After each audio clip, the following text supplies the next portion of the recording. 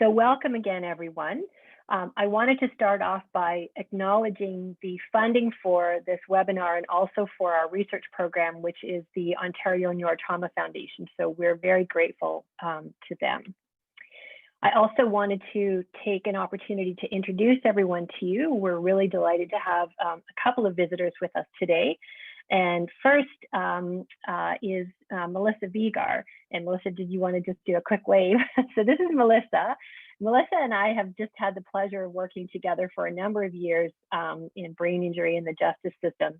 And we're really thrilled that she can be here to share with you today. So Melissa is actually the Executive Director of the Brain Injury Society of Toronto. And she's a registered social worker, and she's worked in the field of brain injury for almost 20 years. So she's been involved in supporting individuals and families in both the nonprofit and private sector. She's overseen the design and implementation of several ABI community-based programs, including the Community Head Injury Resource Services, CHEERS, and that's an important acronym because you'll be learning a little bit more about CHEERS later on, Aging at Home Initiative, the Brain Injury Society's Transitional Support Program, Homelessness Prevention Program, and Violence Impact Program. And she's going to be talking to you about all of these programs today. She also sits on the Toronto Police Disabilities Consultative Committee, which is extremely important because both Melissa and I have been involved in work to educate Toronto Police Services about brain injury. She's a member of the Acquired Brain Injury Network of Toronto Advisory Committee, and she's also the co-chair of the Ontario Brain Injury Association's Advisory Committee. So she's going to be sharing some information with you today about the Brain Injury Society and an amazing new website toolkit that they've recently launched. So we're delighted to be able to share that with you as well. So I am, as I said, my name is Catherine WISEMAN-HAKES, and I'm a speech language pathologist by training, and I'm a clinical researcher with the MAP Center for Urban Health Solutions at St. Michael's Hospital in Toronto. And particularly, I'm working with Dr. Flora Matheson and Madison Ford in the Justice and Equity Research Lab, which is headed up by Dr. Matheson. I'm also an assistant clinical professor in speech language pathology at McMaster University, and I sit on the Downtown Toronto Human Services Justice Coordinating Committee. So my focus as a clinician and an educator and a researcher has always been to support a better understanding of the factors that impact recovery from acquired and traumatic brain injury, as well as developing interventions, ultimately to support positive outcomes and quality of life. And I have a particular interest in vulnerable populations, and I've conducted research with individuals with traumatic brain injury who intersect with the justice system. So now I'd like to introduce our research team. Unfortunately, Dr. Matheson, Flora Matheson, who I know many of you have met before, is not able to join us today. She sends her regrets. But Flora is a key part of all of this work. She's a sociologist and scientist with MAP Center for Urban Health Solutions at St. Mike's, and she established the Justice and Equity Lab at the hospital, specifically with the aim of developing evidence-based solutions to support people who are experiencing homelessness, poverty, criminalization, and problem gambling. So her work is supported by an extensive network of community partner agencies, as well as people with lived experience of marginalization. And her expertise is in mixed methods, gender, sex analysis, and participatory community-based research. And then we have Madison, who you've met, and Madison is a really key part of our research team. She's a recent graduate from Master's in Public Health in Sweden, and she's a public health professional. She's our research coordinator and project manager for this particular team. So why are we doing this training? Well, we've had the pleasure of working with Amber and the John Howard Society of Toronto for several of years. And so it's been a long time in the works. And the reason that we're here today is that we know, and you know, obviously, that there are many people involved with the criminal justice system who've had a brain injury. And we also know that many of these individuals really may not even know that they've had a brain injury.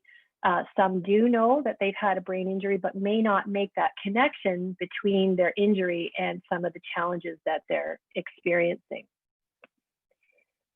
Traumatic brain injury is an invisible injury. So we know that it may not be identified through screening or in any justice system documents. And that's really important because it is hidden and it compromises individuals all across the trajectory of justice, as well as community reintegration, and it certainly can impact on all of the work that you do at the John Howard Society of Toronto. So we know that this can pose a real challenge for staff as well as your clients, and so that's why we're aiming to do this training, is to help with that. So we also know that traumatic brain injury in the criminal justice system has actually been identified as an important public health issue. And there is a really increasing awareness of this internationally.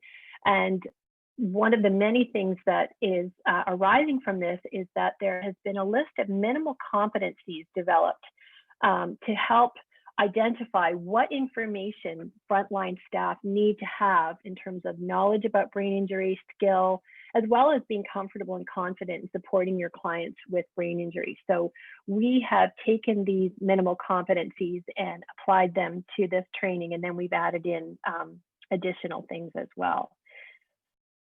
So the other thing is that we recognize that up until this time, all of you have been working to support your clients, and you've been doing this essentially in isolation as JHST. So we want to, again, be able to support you in providing, developing and providing a network of care so that you don't have to work in isolation. So let's get started in terms of the content. So I'm going to start off by talking to you about a referral network that we have developed for the John Howard Society. Some of this was already in place, but we've pulled it together. So we are going to be implementing a screening process for all John Howard Society clients with to screen for a history of traumatic brain injury. And for those individuals who screen positive, and we're going to walk through the actual screening measure on Thursday in the next session. But for those who screen positive, there's going to be a number of pathways that we are hoping that clients will be comfortable in taking with your support and encouragement. So the first thing that we are aiming to do is that all clients who screen positive for history of brain injury will automatically be referred to, and this is very informal, there's no formal referral process, to the Brain Injury Society of Toronto, which is in part why we have Melissa here today, because she's going to walk through all of the programs that are available, freely available to clients, and this is regardless of whether or not they have a formal diagnosis of brain injury. As well as the Ontario Brain Injury Association. So those are two nonprofit community organization agencies who have programming that are freely available to individuals with brain injury, regardless of a diagnosis, as well as to be able to support caregivers and professional staff. So you'll hear from Melissa later on this afternoon. So for those who also screen positive, we want to be able to put them into a system where they can receive some proper care for their brain injury. So if they do have a prior diagnosis of brain injury, with their consent, they will be referred on to what's called the Toronto Acquired Brain Injury Network, which is an organization. The ABI network is essentially an umbrella organization that is the funnel to referrals to all of the OHIP-funded specialized brain injury care in the Greater Toronto area. So the Toronto ABI network referral will also include a referral to the LIN, the Local Health Integration Network, ABI Systems Navigator, because all across the province, every local health network has an ABI systems navigator that also knows all of the resources available and all the programming. So once the individual is referred into the Toronto ABI network, then that means they can be referred on to all of the programming across the Greater Toronto area. And we'll talk some more about that programming and what that might involve. Now, if the individual does not have a diagnosis of brain injury, we're absolutely thrilled to be partnering, and I must say that this partnership was facilitated by Melissa Vigar from the Brain Injury Society of Toronto to the Inner City Health team. And we have Nazia Bhatti with us today, and she's also going to be with us on Thursday, and she's going to be speaking to you on Thursday. The Inner City Family Health team has kindly agreed to accept referrals from John Howard Society clients. And if and through a referral and through working with their medical team, if it is appropriate based on interview and history taking, et cetera, they will then provide a formal diagnosis of brain injury, which will then enable, and they also have other services, but that way the client will be enabled to go back into accessing OHIP funded supports. So that's just a very brief overview. I'm sure it sounds a little bit complicated right now, but we will talk more about that as we go through. All right. So the aims of our training today are to, first of all, to provide you with some general education about brain injury. What exactly is it? And what does it look like functionally? We want to share some information about individuals that have a high percentage of brain injury, diagnosed or suspected. We also want to talk about co-occurring disorders because we recognize that many of your clients also struggle with substance use and have mental health challenges. As I mentioned, we're going to introduce you to the Brain Injury Society of Toronto, so you'll have a really clear understanding of the programs and resources they offer so that you can then share those with your clients. We are going to talk about realistic expectations for case management. We're going to provide some general strategies to support your clients. And we had aimed to have you learn from someone with lived experience. Unfortunately, that individual has not been feeling well the last couple of weeks, so he's not been able to join us. But we do have a brief video. His name is Alexander, and we do have a brief video of him because he's also developed what he refers to as the I Care Kit, which is a soothing kit for individuals in crisis or experiencing high emotion. So you'll have a chance to meet him that way and learn more about his kit. So what exactly is a traumatic brain injury? So a TBI, we refer to it as TBI, is caused by, this is the formal definition by the Centers for Disease Control, any bump, blow, or jolt to the head that disrupts the normal function of the brain. And what's also important is that it can also be caused by a significant hit to the body, not just to the head. Anything that causes the head to move that is so strong that it causes the head to move. And the other thing is that not all blows or jolts to the head will result in a traumatic brain injury. And the other thing, as I mentioned, is that contact with the head is not necessary. So you don't need to hit your head on something. It is the actual movement of the head and the shaking of the brain inside the skull that causes the brain injury. So it's the amount of force that's applied to the brain. So it can be a hit to the head, a hit to the body, a hit, to the neck, or a sudden stop. So for example, if someone is in a car and the car is traveling at high speed and the car comes to a sudden stop, the shaking and rocking of the brain inside the skull can result in the person having a brain injury. Now, traumatic brain injury falls under an umbrella of what we refer to as acquired brain injury.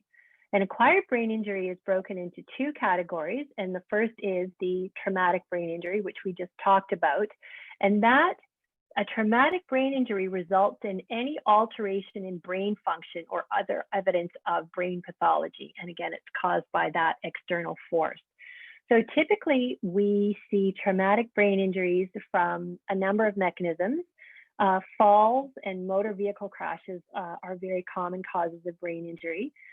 Sadly, we know that assault is a very common cause of brain injury. Being struck by or against something, so being slammed up against a wall, or being hit on the head by something that's fallen. Sports injuries are common causes of traumatic brain injury, and industrial accidents. Now, also under the category of acquired brain injury, we have non-traumatic brain injury. And this includes things like anoxia. And anoxia is a lack of oxygen to the brain. And this can happen, unfortunately, we see brain injury among survivors of intimate partner violence. So attempted choking can cause anoxia, near drowning, brain tumors, encephalitis, etc. I don't need to read through the whole list. We also consider developmental brain injury as a non-traumatic brain injury. And this is important because we also know that you sometimes work with clients who have fetal alcohol spectrum disorder. And the other thing is that everything that we're talking about today will also help clients who have other types of brain injuries as well. So what's also important is that things show up a little bit differently in the brain. And these are actually scans of brains. And you can see here, I think you can see my cursor. So I'm looking at the traumatic brain injury image here. And you can actually see that there is a lesion on the left side, and the whole brain has been shifted upwards and backwards. In stroke, you see a bleed over here in the brain. And then in anoxia, you see a difference because you see all across the brain, you see alterations in brain tissue. In fetal alcohol syndrome disorder, we see this inner part here, which you see in each scan. Those are actually called the ventricles, and they're where your cerebral spinal fluid is developed. And in fetal alcohol syndrome disorder, the ventricles are very large, and the actual brain itself is smaller. The brain tissue is smaller. So how do we measure the severity of a brain injury? So again, these are not things that you need to memorize in any way. It's just to understand and help you to understand how we do determine severity, because there are a number of ways. So the sort of most common way is what we refer to as the Glasgow Coma Scale. And the Glasgow Coma Scale, the short form is the GCS. And this is usually measured at the time that medical personnel arrive on the scene. And then it would be measured again as the person comes into hospital. And it's measured out of a total of 15. And in the ideal world, everyone with us today, we're all operating at a level 15, meaning we're alert and aroused, and we are spontaneously able to open our eyes, we're oriented, we can respond, and we can obey commands motorically. So if I said, raise your hand, you could all do that. So each of these refers to a score. And as I said, 15 is completely alert, normal functioning. Anything from, let me just go back, anything from 13 to 15 is considered very mild. 9 to 12 is considered a moderate brain injury, and anything below 9 is considered a severe brain injury. 3 is essentially the lowest that you can score. Below that would be considered death. So that is sort of the arbitrary method of determining severity.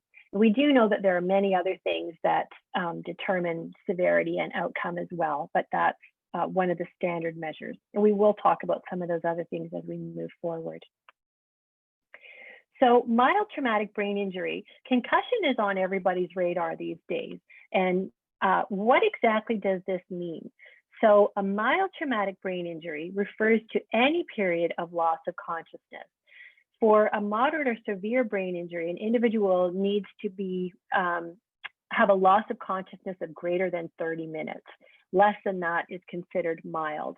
So any transient loss of consciousness can be considered a mild brain injury. So we can also look at whether or not the person has any loss of memory for events immediately before or after the accident or the incident. It doesn't necessarily need to be an accident. Any alteration in mental state at the time of the particular incident. So if a person is feeling dazed, confused, disoriented, they don't know the date or the time or where they are or what happened, those are all signs that the individual may have had a mild brain injury. We also look for what are referred to focal neurologic deficits. So you could have change in pupil size, you could have numbness or tingling, you could have difficulty in pupils reacting, we could see some slurred speech. Those are all focal neurological signs. And the word transient means they may be short-term or they may be longer-term. But where the severity of the injury does not exceed the following. So as I mentioned, a loss of consciousness of approximately 30 minutes or less. So even 1 to 2 minutes or not losing consciousness can also be a mild traumatic brain injury. We talked about the initial Glasgow Coma Scale. And then the last point is the post-traumatic amnesia. So post-traumatic amnesia is another method of determining the severity of the injury. And what that means is around an injury, people often have difficulty laying down new memories and learning new information. And that's typically associated with a little more moderate or severe injuries. The longer the post-traumatic amnesia, the more severe the injury is considered. So in addition to the Glasgow Coma Scale. So for a mild brain injury, we say that they have a period of post-traumatic amnesia where they're not able to remember, lay down new memories or remember or learn anything for less than 24 hours. Now, in terms of concussion, a concussion is a mild traumatic brain injury, and that is really important. So we know that most people who have a concussion, especially the first time, their first ever concussion, will resolve and they will get better within approximately 1 to 3 months. So as I said, a concussion is a traumatic brain injury. What's very important is that a person does not need to lose consciousness at all in order to have a concussion. And this is something that people are often confused about. They say, oh, well, I did get hit in the head, or, oh, I was assaulted, or I fell, but I didn't get knocked out, so I think I was fine, where in fact, they may well have had a concussion. We also know that for young people, approximately 30% of children and youth, so youth and adolescents, continue to be symptomatic at 3 months. So they do take a lot longer to recover than adults.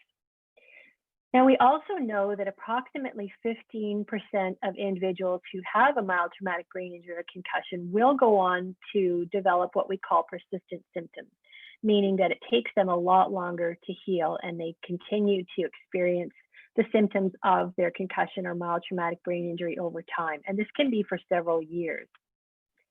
So unfortunately, we know that female sex is a higher risk factor for developing persistent symptoms.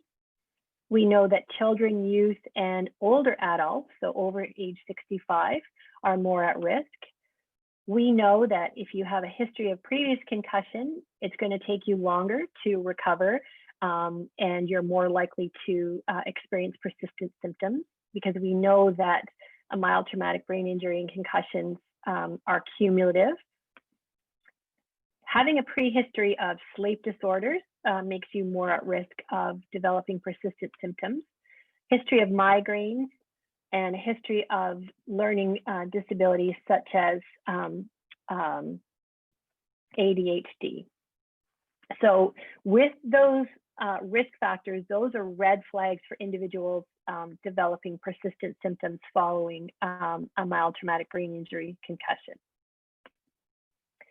So in terms of the more severe, I talked about this, so I don't need to belabor the point, but there are differing levels of severity in terms of the way that we formally measure brain injury. So again, the things that we look at primarily are the Glasgow Coma Scale. If someone does actually take a long time to regain consciousness and goes through a period of coma, that is certainly considered a very severe injury. So it's the Glasgow Coma Scale, the length of coma, and duration of post-traumatic amnesia that are the primary indicators of severity. How's everyone doing? Do we have any questions at this point? All right. So one of the things that we think about when we think about traumatic brain injury is the fact that our brain contains networks between all the different areas of our brain. And one of the hallmarks of having a traumatic brain injury is slowed thinking or slowed processing. And that is because we often see what we refer to as diffuse axonal injury. And what that means is that there's injury to all of those networks across the brain, so that the communication all over the brain is slower. So we do sometimes see types of challenges or impairments associated with specific areas of the brain. And I think it does just help to have an understanding of the different parts of the brain. So here are our frontal lobes, and they are the last part of the brain to actually develop in humans. And they're the part of our brain that affects our awareness, how we initiate. They play a big role in our personality, our emotions, but they're also our executive control center. So this is how we plan and organize, and we reason. It's our ability to keep things in working memory. Those are all part of the frontal lobe. And we will certainly be talking about something called executive functions, and that is a role of the frontal lobe.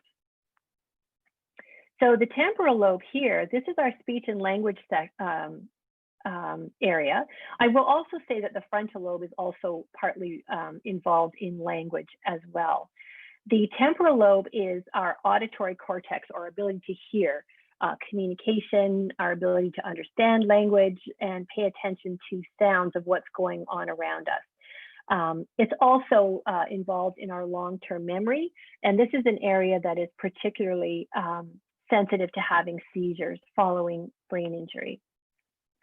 Our parietal lobe here is our sensory recognition, and also where we are in space and remembering things such as words.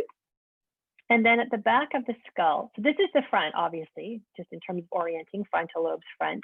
At the back of the brain here is our occipital lobe, and this is where the visual part of our brain lies. Now, what we often see, if the brain is rocking forward and backwards inside the skull, even if the head doesn't hit anything, we might see injury to the occipital lobe and to the frontal lobe. And then when it's turning and twisting like this, then we see injury to the temporal and parietal. But again, I spoke about what we call the diffuse axonal injury, which is the shearing and tearing of the neurons or the axons in the brain that slow down the communication. And finally, we have here, this is called the cerebellum, and that's at the base of the skull. And that's the part of our brain that smooths everything out. So it affects our coordination, our balance, and our equilibrium, the ability to walk or grab hold of objects. So when the cerebellum is damaged, that's where we see people who are more shaky or don't have a smoothness in terms of their movement. So the other thing that we've learned about traumatic brain injury over the last 15 years or so is that traumatic brain injury really is a disease process. It's not a single one-off event. Now, I will back up a little bit and say, yes, you know, people who have one-off or two-off concussions, most people recover and they're absolutely fine. And I'm sure that, you know, a number of you have. We all know someone who's had a concussion and they're absolutely fine. However, if someone has numerous repeat concussions, hits to the head, mild brain injuries, and or moderate severe brain injury, it is a lifelong disorder that has chronic and evolving neurological consequences. And this is really an important issue because we need to view it as such. We need to manage it as a chronic disease that can change over time. And policymakers, healthcare, and insurance providers also need to understand that so that people can have access to supports across the lifespan. We know that after one brain injury, you are at 3 times greater risk for a second brain injury and 8 times greater for other bodily injuries. So having a brain injury is a big risk factor for additional injuries. What's also quite staggering is that neurotrauma injuries, so that is both brain and spinal cord, they impact over 500,000 Ontarians and create a huge cost burden to the province in the order of $2 to $3 billion annually. So it really behooves us to understand this as a chronic disease and to provide the support so that people can have positive outcomes and lead positive lives and contribute to society. What's also important is that new symptoms can appear months after an injury, and this can due to a cascade effect. Neurons can deteriorate or die following an injury if things are not used properly or a person does not have access to rehabilitation and ongoing stimulation. And we will talk a little bit about developing brain and early injury as well as we go forward. Now, the other things that we know that go hand in hand with brain injury, unfortunately, is that there is a big link between social determinants of health and traumatic brain injury. So anyone can get a traumatic brain injury. Yes, it occurs across all levels of socio-demographic status. However, we do know that evidence suggests a strong socioeconomic gradient, and we know that individuals from disadvantaged backgrounds are at greater risk of sustaining brain injury. Many individuals with brain injury, the types of challenges that emerge following a brain injury are superimposed upon pre-existing language and literacy impairments.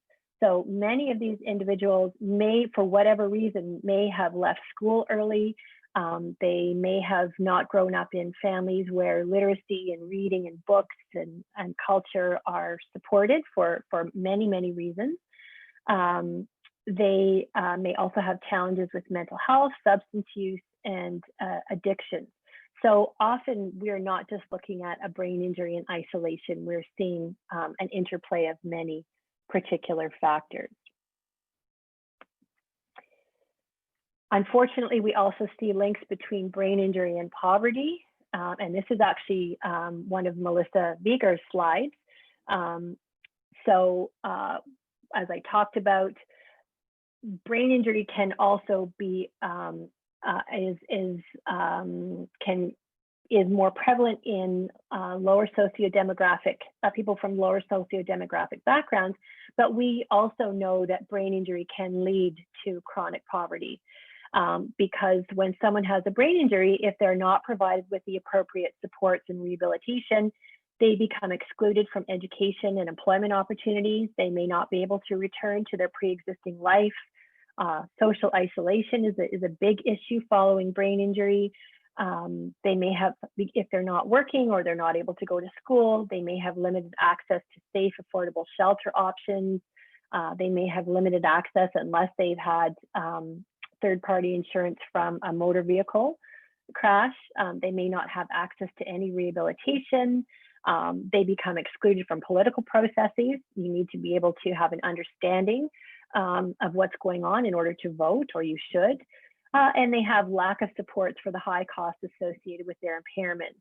And this can spiral. You know, we have people who have fewer skills, their self-esteem is lowered, they have reduced ability to assert their rights, they become dependent on social assistance. So it really becomes a vicious cycle of poverty. And that's what we're also aiming to break that cycle. So we also know that sadly, there is a high prevalence of individuals with brain injury who are homeless. And this is a study from St. Michael's Hospital in Toronto. And I'm trying to remember the year of the study. I think it might have been 2017. And what they found was that in Toronto, 58% of homeless men and 42% of homeless women have a brain injury. And the average age of their first brain injury was 17, and 87% of those injuries occurred before they became homeless. Now, there has been recent research that's also looked at Vancouver. The stats for Vancouver are even higher, as well as Ottawa. So we know that in every community, but particularly in urban communities, individuals who are homeless, we understand that there is a high prevalence of brain injury. And of course, we also know that this population is at risk of experiencing all kinds of comorbid challenges, mental health problems, poor physical health, seizures, etc. And again, we're so delighted that we have NASIA and the Inner City Family Health team to work collaboratively with all of you. So brain injury among homeless individuals, again, is a very, very important issue, because we know that these two challenges result in a person being 5 times more likely to have visited an emergency room in the past year because they lack stable medical care. They're twice as likely to have been arrested in the previous year, 3 times as likely to have been victim of a physical assault. And then we also, as I mentioned earlier, we see we have an increasing awareness of the prevalence of traumatic brain injury among women survivors of intimate partner violence. And I just wanted to give a shout out to our colleague, Lynn Hague, who is a social worker and currently a PhD student in the ABI research lab at the University of Toronto, and also Wilfrid Laurier University. And she has developed a wonderful, wonderful resource. It is the ABI Toolkit, and here is the link here, and it is a website specific to brain injury and intimate partner violence. And we won't really have time to take a look at it today, but I do encourage you to look at it. As I mentioned earlier, repeated hits to the head, face, neck, body, and attempted strangulation are highly prevalent among this group. And this is also very important because women in the sex trade are highly, and those who identify as women also, of course, are highly vulnerable to brain injury. And we also know that, unfortunately, there's a high proportion of Indigenous persons involved in the sex trade, and they absolutely need care like everyone else. So in a recent study that was led by Dr. Flora Matheson of women in the sex trade in Toronto, 95% of these women had sustained head injuries, either by being hit in the head with objects or having their head slammed into objects. And what was very sad was that, well, all of this was very sad, but these women didn't feel that they really needed to go to the hospital unless they were actually bleeding. They just took it as part of the job, and that they could handle it. 61% had sustained their head injuries during prostitution. So as I mentioned, many of them are unaware that they have had a TBI and don't go to hospitals. So they need support, and they need support from caregivers and frontline first responders. So screening for brain injury is crucial for all women survivors of IPV, as well as women, trans women, and men in the sex trade. So we also, of course, which is why we're here, see a high prevalence of individuals with brain injury among jail and prison inmates and those who have come into contact with the criminal justice system.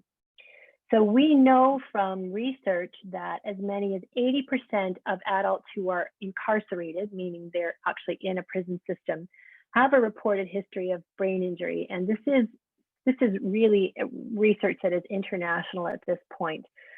We also know that among youth who have been charged with an offense, approximately 50% have a documented history of brain injury.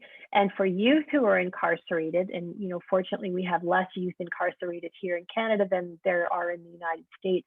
For youth who are incarcerated, the prevalence is much higher.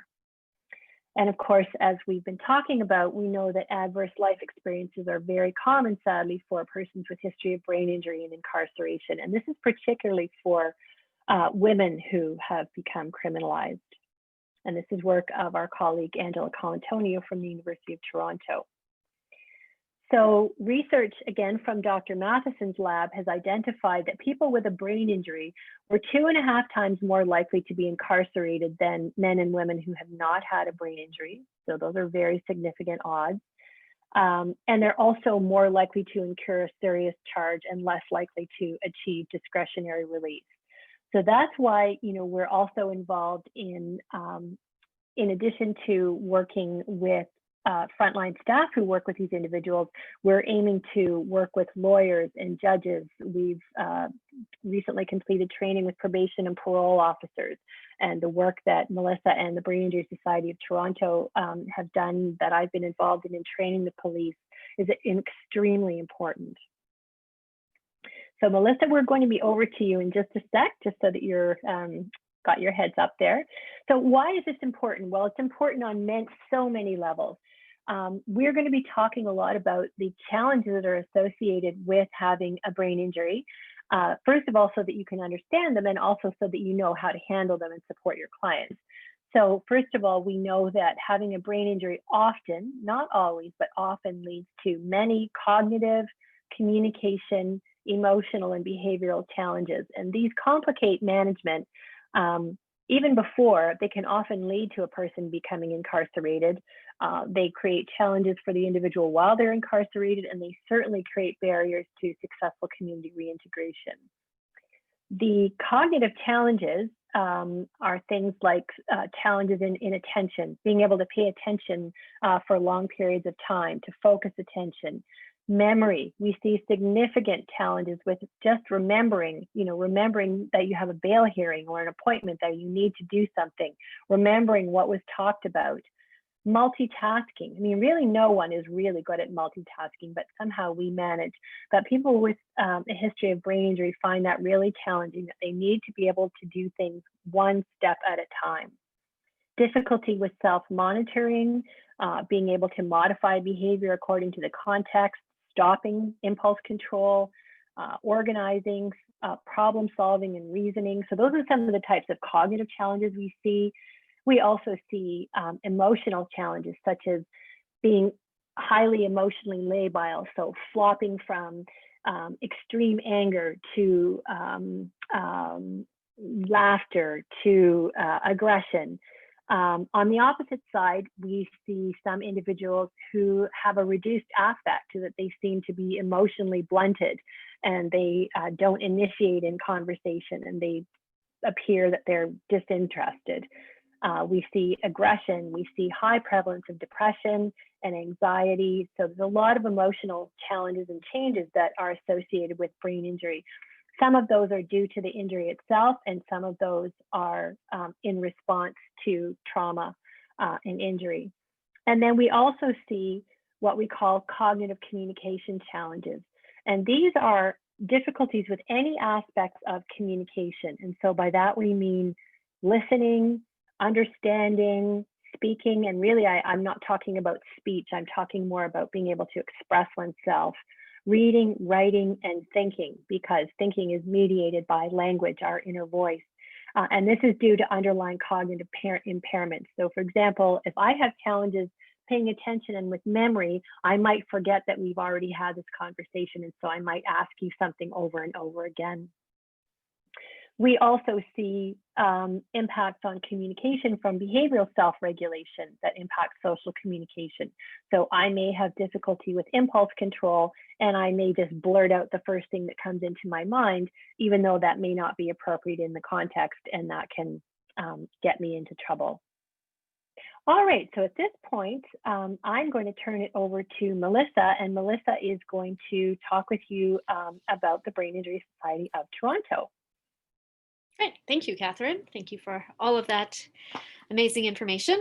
So hi, I'm Melissa. I'm the Executive Director at the Brain Injury Society of Toronto. For those of you who don't know about us, we're a nonprofit organization. We support individuals with brain injuries and their families or caregivers, support systems, etc., in the city of Toronto. So we do work that includes education, awareness, advocacy, and support. So what I'm going to do now is I'm going to show a quick video. When you're watching the video, just kind of pay attention to the folks who are in it, because I'm going to ask you a question afterwards. But I like to show this video because it's something that our members created it's all on their own. They came up with a concept. We asked them to create something that was relatable in terms of, how would you explain your brain injury to others? So they came up with this really short video clip. They starred in it, they produced it, they did the whole thing, and I think it's quite amazing. So I'm going to share that with you now.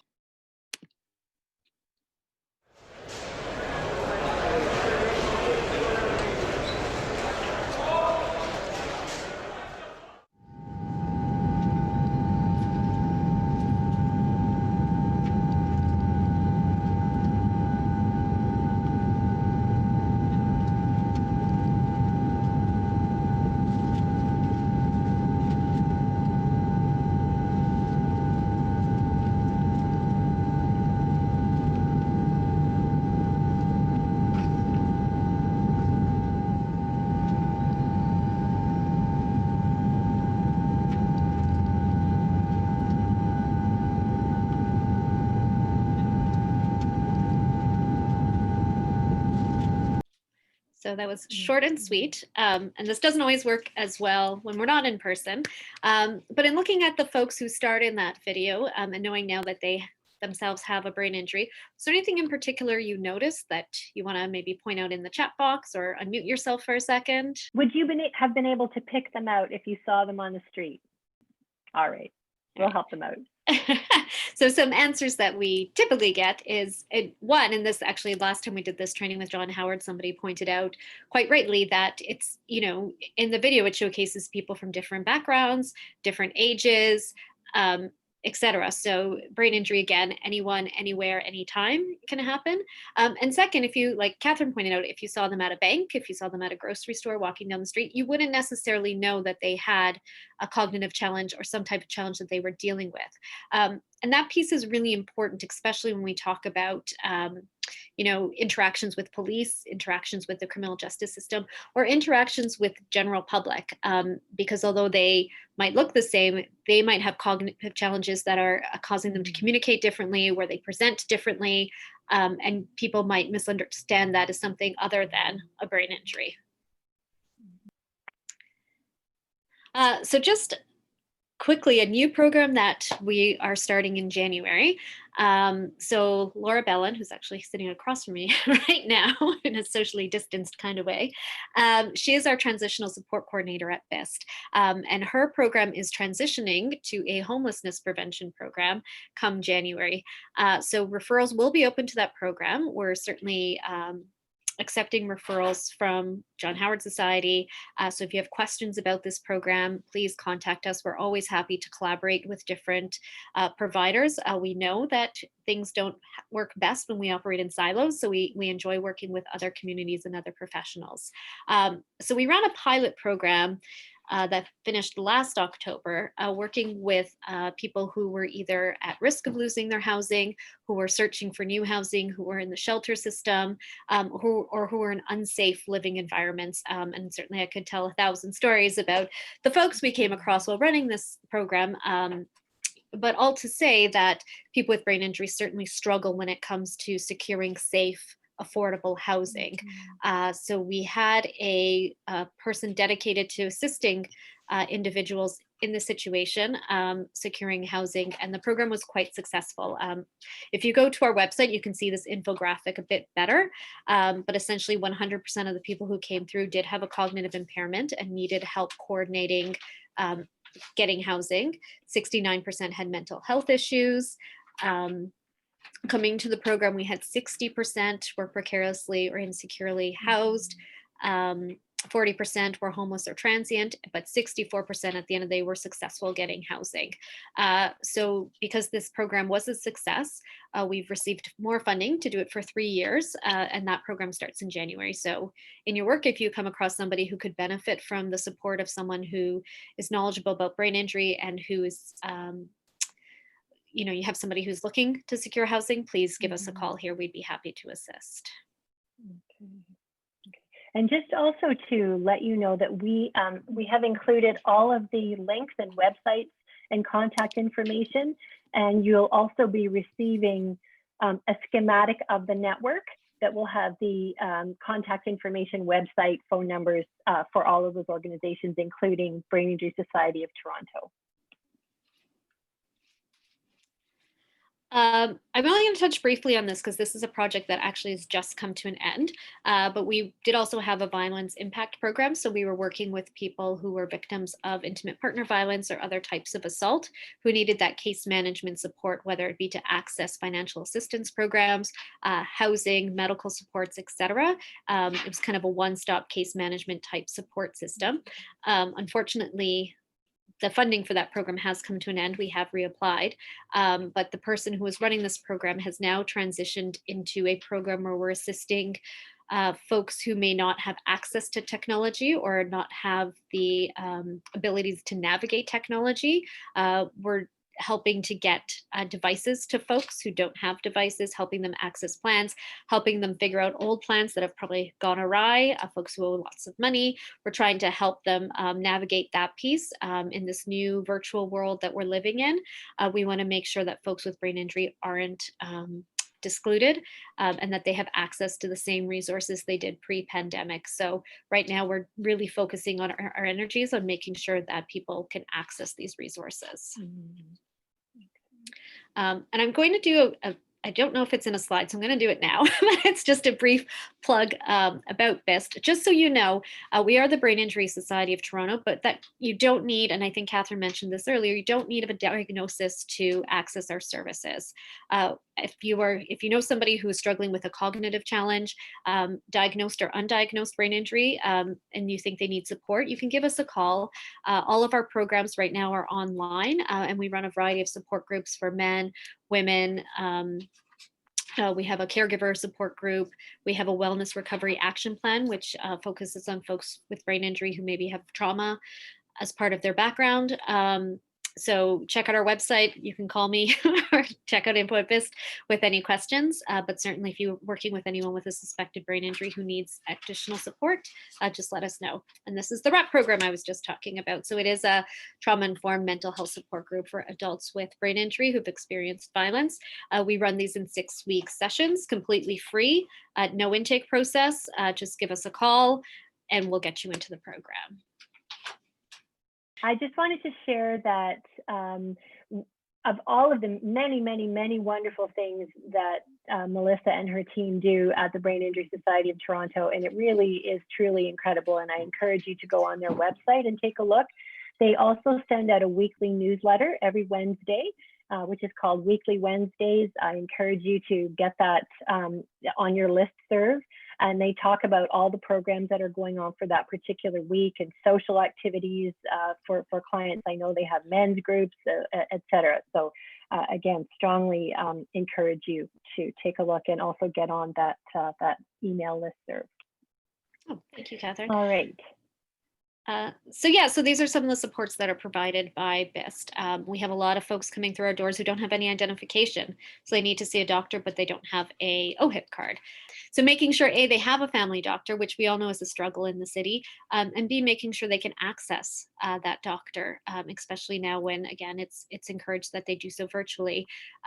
Getting people onto ODSP has been a big push for us. A lot of folks end up on Ontario Works for longer than they should be because getting onto ODSP is so complicated for someone without a brain injury. You throw in a cognitive impairment and it can be quite the process. So we have a support person dedicated to helping people get onto ODSP. And that all being said, if this is a role that you're providing for the person you're supporting and you have questions about the ODSP project, give us a call. Laura has really finessed the system where 100% of the applications that she sends in are approved. So if you want some advice or you have some questions about the process, please reach out. We're just happy just to chat. But yeah, and we help people, remember the important phone calls or important meetings they may have, etc. So that's just some of the stuff that we do over here. We got funding from the Law Foundation of Ontario. We noticed, as Catherine has talked about, there's a gap, certainly in knowledge when it comes to people with brain injuries going through the justice system. And here at BIST, we've certainly supported a lot of members who ran into another issue. Suddenly there's a bench warrant out for their arrest. Just a series of things that happen. That's really a result of them having a brain injury and not because they're trying to be defiant or go against the law. So we got some funding to create this educational toolkit that I'm excited to share with you today. and I'll show it to you and I'll show you how to navigate it. So Catherine, I'm going to share my screen again. But this is our ABI Justice Toolkit. So the website for this address, and as Catherine mentioned, it'll go out to everyone, it's abijustice.org. It is not searchable yet on Google or any kind of searching platforms. So you can type in the website, you can get here, you can poke around, but because we're still finessing it, it's not out there for the general public to see just yet. This is the landing page. So when you get here, you'll notice there's a little guy in the corner here, and that gives you access to accessibility tools. So if you yourself or someone you're supporting wants a larger font, readable font, different types of backgrounds that'll make navigating the site and reading it easier, those are the buttons that you're going to want to use. So it has two kind of portals when you go to the landing page. One is for the brain injury community, which I'll go into now, and one is for the legal community. So if I go into the brain injury community side, which would be the side you're using if you're supporting someone who's going through the justice system, what you'll find here is different information on how to support somebody going through the justice system. So we start off with just talking about some of the factors that Catherine had mentioned, the prevalence of ABI in the criminal justice system, some of the systemic barriers that are in place. And then we have a brain injury 101 page, and there's some really good information here that I encourage you to have a look at some point. So glossary for brain injury terms, if you get, a neuropsych report or, documents from, another medical professional, and you're not really sure what some of the terms mean, don't worry, we got you covered. You'll just go to ABI 101 glossary here. Dr. Carolyn Lemsky, who is the clinical director of CHEERS, which I know is coming later, talking about that organization, she put together some of this information for us. So there's an overview of different types of brain injury. She put together information on concurrent disorders and substance use of brain injury. And we know folks with brain injury have a higher instances of having issues with mental health and also with substance use. But what I'm going to do right now is just take you into, just so you have an idea when you get here, and feel free to come in, poke around, see what's going on. But we kind of break everything down to different categories. But I also wanted to point out, we don't leave you high and dry. So we do have a resources and help section in all of these areas, so that if you're just looking for a resource, you're not sure what to do, where to direct somebody, we've put together some resources here for you. And these are all provincial resources. You'll see some that are Toronto based, but they are provincial resources as well. So when you go to criminal court proceedings, again, we all know that legalese is its own beast, and it's hard for anybody to understand whether or not you have a cognitive challenge. So we broke down a legal glossary, and it was actually one of Catherine's colleagues, our connections, Matthew Eaton Kent, who helped us a lot with this, because we tried to simplify the definitions. We ran them by a lot of folks who have lived experience with a brain injury to say, do you understand this? How would you word it? But then we had to send it back to him, because sometimes we lost the meaning of the definition by oversimplifying it. So it was a bit of a dance, but we got somewhere. I think that's a happy medium. So we have a legal glossary here that kind of, again, breaks down those words that might be difficult for folks to understand, again, with or without a cognitive challenge, because it is a different world. We have resources for meeting with your lawyer. And I'm not going to go through all of this, but I'm going to show you my favorite cheat sheet that we have. So this is what your lawyer should know about you. And, the word lawyer can be interchangeable with support person. So although we've made this for legal community, we can also share it for anybody. So just simple questions. How do you process information? What time of day is best for you if you're having a meeting? Information on medical history, et cetera. So if somebody wanted to communicate, the best ways to work with them, this is one form that they can fill out, and in real time, then send it to the person that they would like to have this information, whether that be their lawyer or their support person, et cetera. So, if you have time to sit down with the person you're supporting and go through these questions, it might allow you a better opportunity to figure out what's the best way to work with them. We do talk a lot about, it's usually the person with the challenges who's the best person to give you input on how to work with them, right? We don't assume that everybody with a brain injury is the same. We know that you've met one person with a brain injury, you've met one person with a brain injury. The symptoms present very different for every person. So again, this just goes through, I won't click on everything, feel free to play and go around, but just different things, how to organize for court, what to bring, just reminders on how to make sure you know how to get there, things like that. And then we look at where to get help. So the brain injury associations across the province, different legal resources, and then we have printable tools. So these are things, again, you can help the people you support fill out, like a brain injury identification card. So something they can carry with them if they do get in trouble anywhere in the community, they can kind of pull it out and say, look, these are the things that I have issues with. Can you slow it down when you're talking to me? We have an appointment card. So just reminders of appointments that are coming up, what they might need to prepare, what your lawyer should know about you. And the other cool thing that we've done for this, again, we started this project in January, and like the rest of the world, we were thrown upside down in March. So we created how to do things using a virtual platform. So how to meet with your lawyer on Zoom, how to create a Zoom account, how to look at a Google account on your phone. I'm sure Catherine has done this. I've supported lots of folks who come with garbage bags of documents that you have to kind of rifle through to piece together their history. So, is there a way to get this up on a Google Drive? So if they're transient or if they're seeing a lot of professionals, is there some way they can kind of look at giving access to that information, or at least having one place where it's stored? So setting up Google Drives, etc. We also have how to participate in a virtual meeting. This is new for everybody. So just some tips on how to do that as well. So I'll just quickly take you to the legal side, because although it's meant for the legal community, again, it is information that anybody can use. So challenges and strategies when working with vulnerable persons, how to create an accessible meeting. And again, geared towards lawyers, but just things to think about anyways. If you're meeting with somebody for the first time, a lot of times we're very cognizant of mobility issues and making sure people have enough room for turning radius on their wheelchair. But what are the other things you want to think about? Do you want to think about maybe they have a light sensitivity? Do they have a noise sensitivity? Again, creating an environment that's going to be comfortable for the unique person that you're supporting. And of course, Catherine put together this lovely section on communication challenges and how to address them that you'll find on both sides of the website. Some de-escalation tactics, and then a support and soothing toolkit. Catherine spoke about our colleague who is someone with lived experience who has created this amazing toolkit on what helps him calm down. And we keep his toolkit here in the BIST office. Last time we were on this call, I know Amber pulled out her own toolkit that she had. So I think you'll watch the video at the end, but I'll just give some tips and tricks on things that you can kind of just have around you to make somebody a little bit more comfortable if they do have heightened anxiety or if things are triggering them.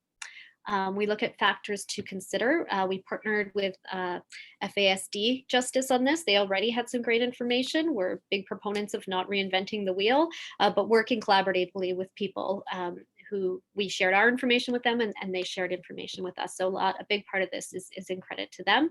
And again, talking about, if you're working with someone with a brain injury, how do you work around things like false confessions? Well, they might be confabulating, they're not lying, but they're just sharing what they believe to be the truth. Strategies to get relevant information, etc. And again, we have resources and printable tools. We wanted this website to not be something people glance at once, but something functional that they can then take the resources from. And then what's coming on the site, they're not all here yet, but we do have a series of videos as well that our videographer is still getting up for us. But we do have legal professionals, persons with lived experience, and people who have worked with people with lived experience in the justice system talking about their experiences as well. When the world opens up, we're at Yonge and St. Clair. Feel free to pop in anytime, but in the meantime, you can find us online. We're doing at least one group a week, so please feel free to jump in. We got one nice chat. Thank you. This website seems very resourceful. I have sort of watched this from the very beginning, from inception, and it is truly an incredible website, and this is going to be used around the world. I really, Melissa and BIST are real leaders in this field, and this is just a fantastic, again, a fantastic website. So thank you so very much. You're welcome. So, thank you for inviting me. Nice to see everybody, kind of. All right. So we talked briefly about executive functions in the first half, and we talked about the frontal lobes of the brain. And it's a term that I'm sure that a number of you are fairly familiar with, because it's a particularly important concept from the perspective of brain injury and also functioning in life in general. So we know that many people with brain injury do have difficulty with executive function. And why I have this picture up here is because I'd like to explain something to you from the perspective of brain development. The frontal lobes are the last part of the brain to develop, and they start to come online. They really start to come online when children are quite small. In fact, toddlers have very early executive functions when you see them trying to figure out how to sneak or do something, or for those of you who that might have kids and pets at home, how they, try and convince their pets to do things, or their siblings. So those are really early planning and organization and goal-directed behavior. But really, they don't start to fully come online until sort of pre-adolescence, and they peak in terms of development and maturity during adolescence. And what we also recognize now is that our brains are really not fully developed until well into our 20s. And it's only when we're close to the age of 30 that our brains are completely myelinated. Now, I'm going to explain what that means. The frontal lobes are the last areas of the brain to completely myelinate. So myelin is a white material that covers the nerve fibers in the brain, and it increases the speed of transmission. So many of you are familiar, or may be familiar, with multiple sclerosis, the disease multiple sclerosis, which is a neurodegenerative disease.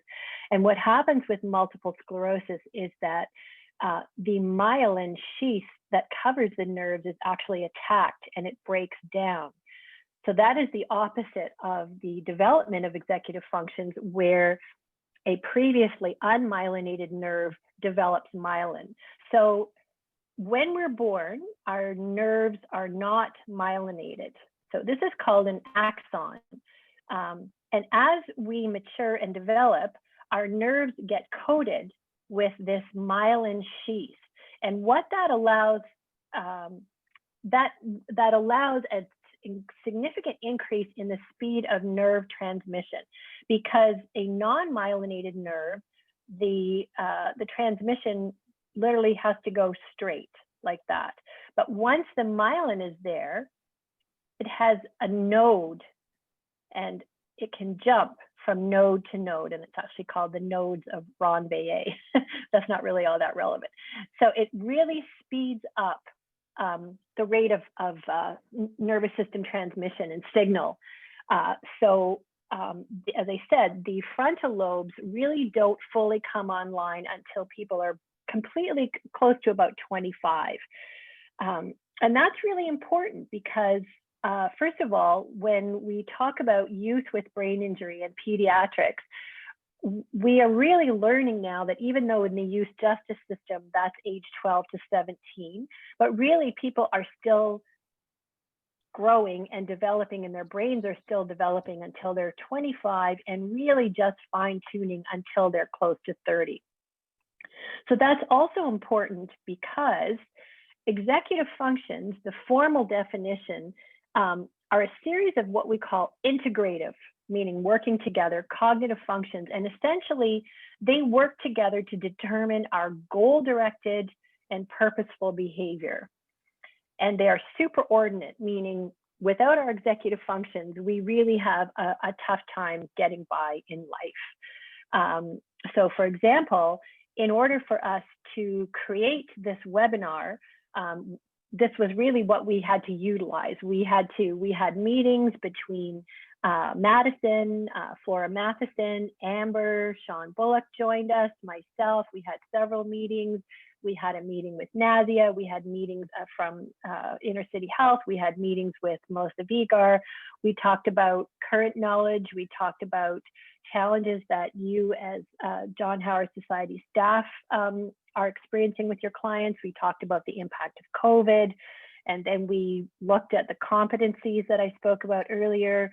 And then we had to take this massive amount of information and we had to organize it. And our goal was to provide some type of educational webinar that would provide you with the knowledge, but also functional strategies and resources to support your clients. So we had to start with this information and slowly whittle it down and organize, and a lot of planning and goal-directed behavior were involved. So that's an example of executive functions. Now, people with brain injuries often have challenges with executive functions. We all experience times in our life when we're dysexecutive, and those are often when we're tired, or when we're hungry, or when we're hungry and tired, we're stressed, and we're operating on automatic pilot. So I'm going to ask for just a show here. How many of you have gotten into the car or gotten on TTC and you're really supposed to be going to work, and suddenly you find that you're driving to your kid's hockey rink by mistake? And then you go, oh, because I was on automatic pilot, and even though I knew where I was going, I just forgot. And that happens. Or we walk out the door and we forget to bring our keys because we're busy, we're thinking of so many things, and we're on automatic pilot. So those are examples of being dysexecutive. And what happens is when we are dysexecutive, it really compromises our functional ability in daily life. So how many of you have actually gone out and started driving or going somewhere and being supposed to be going one way and end up going another way? Okay, I have. How about you, Madison? Maybe the rest of you never do that. All right. So why are we mentioning this? Again, in the context of brain injury, this is a real challenge, and it's a challenge you may see for a lot of your clients. So it's having a goal in mind, being able to keep that goal in mind as we work toward it, goal-directed behavior. So in order to do that, we need to be able to maintain our attention on a task and keep that task and the goal in working memory. So if we shut down our working memory, that's when we drive the wrong way, or we forget our keys, or etc. It's being able to self-monitor. It's that, uh-oh, I forgot my keys, or, oh, I'm actually going the wrong way. I need to relocate and put myself back on track. It's also being able to control our impulses. We talked earlier about that challenge in the area of social communication that's hard sometimes for people with brain injuries. They may just blurt out and say, whatever comes into their mind, or in a situation of heightened stress, they may lash out or be aggressive. We can all do that, but most of the time we are able to draw upon our executive functions to control our behaviors. We're also able to consider consequences. If I do X, I know that Y will happen. And this is something that, again, we see developing in young children. They don't always understand the consequences, but they learn pretty quickly. Okay, so again, for those of you who have children or have worked with kids, or anyone who has a cognitive impairment, people learn pretty quickly that if you put your hand on the stove and the stove is on, the consequences, you're going to get burned. All right, and you remember that, and that modifies your behavior going forward. So we need to be able to consider consequences to modify our behavior. For someone with a brain injury who has a challenge with executive function, this can often lead to recidivism or being involved in the criminal justice system right from the get-go. So I will share an example of an individual that I worked with. And this is a young man, very sweet, wonderful young man who was released from jail and unstably housed, not a lot of money. And he had a friend that owed him some money, and he needed this money. So he went to see the friend, and the friend said, well, I don't have the money, too bad. And so the young man was angry, rightfully so. And so his decision was, he said, okay, well, then I'm going to take your cell phone. And he grabbed the cell phone and off he went. And of course, the cell phone was reported stolen, and the person was caught, and he was charged again. And that really was just poor decision making and a lack of ability to self-monitor and consider consequences of behavior, not in any way that this young man is a criminal. It's also being able to modify our behavior based on feedback. So one of the reasons that I so appreciate when I can see people when I'm speaking on Zoom, and I far prefer it in person, is that I can see your faces. So it's great that I have Madison there because she might smile or frown, or she can signal me if something's going on. I can't tell if you're sitting there going, oh my gosh, this woman is droning on, or, oh, I have no idea what she's talking about. People read faces in order to be able to monitor behavior based on feedback. Or if we're communicating with someone and someone says to us, you know, we're having a discussion or maybe even an argument, when you do X, I feel, you know, that really bothers me. So we're able to say, oh, okay, I wasn't aware of that, and I can change my behavior. So those are examples of executive functions. So other components of executive functions are planning and organizing. So I talked about that in the context of preparing this webinar. And reasoning and problem solving, because even when we're planning and organizing, we're going through a reasoning process. We're going through a problem solving process in our head. Does this make sense? Is this the appropriate information to share? Is it not? If it's not, what would be the best type of information? So what happens when people have challenges with executive functions, you as frontline staff often end up being the frontal lobes for the clients, and they function most successfully. So for example, Melissa talked about, I talked about the very common issue of getting to a bail hearing. Okay, that seems like a pretty simple thing, but because people have memory problems, they may have difficulty with orientation and planning out how they're going to get there. How much time do they need to leave if they're taking the TTC? Do they have the token or the pass, their card? Do they know their way around? What do they have to do?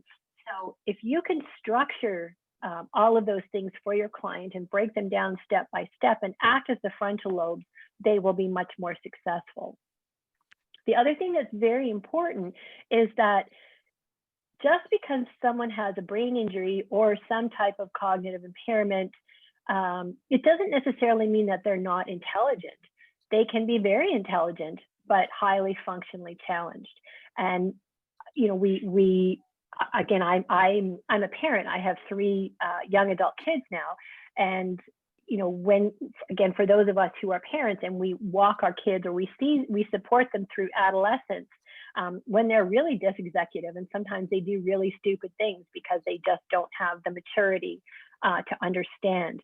And that's often why when young kids and young adults go off to college or university or they leave home, even though maybe they did really well in school, you know, up until grade 12, and then first year comes along and they're off on their own in residence or living alone, and things often break down. And we know that marks deteriorate in first year, and that's why. It's not because they're not any less smart, it's because all of that structure of being in a classroom where the teacher supports you, homework is checked, parents are there to, you know, make sure you're in bed on time or you have what you need. Those are all taken away when young adults go out on their own. And so you see the struggles because they don't have that frontal lobe development and that executive function maturity. It's not because they're any less intelligent. So this is a very complex looking picture, and I'm going to simplify it for you because there are 3 components of executive functions that really are the most important. And this slide is courtesy of my colleague, Dr. Lynn Turkster from McMaster University, and it's the work of Dr. Adele Diamond, who is a neuropsychologist from University of British Columbia. So there are many components to executive functions, but what is the most important is number 1, working memory. So keeping our goal in working memory, what exactly it is that we're trying to achieve.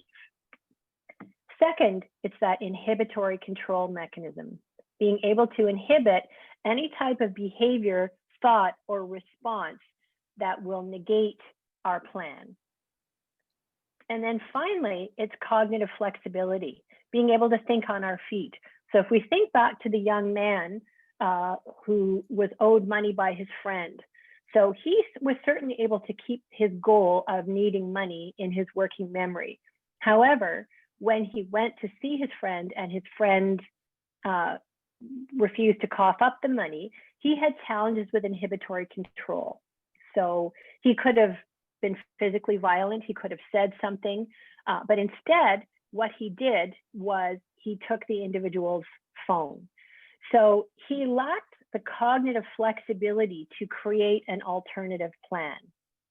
So when we have something in mind that we want to achieve, we ideally can have that goal in working memory, we can work toward it, we can control our impulses, but we can also recognize that if that plan isn't working out, that we can come up with a plan B and we can think outside the box. People with brain injuries and problems with executive functions can often be very rigid and stuck on a particular idea, and not just in terms of their behavior, but what they say. They approach things very linearly, and it's really hard for them to step back, take a deep breath.